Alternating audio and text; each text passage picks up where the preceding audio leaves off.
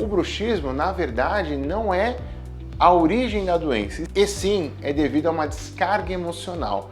E muitas vezes, uma pessoa ansiosa ou estressada, os familiares também têm esse estresse e essa ansiedade na parte hereditária.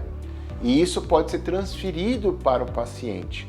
E aí ele vai desenvolver o bruxismo também.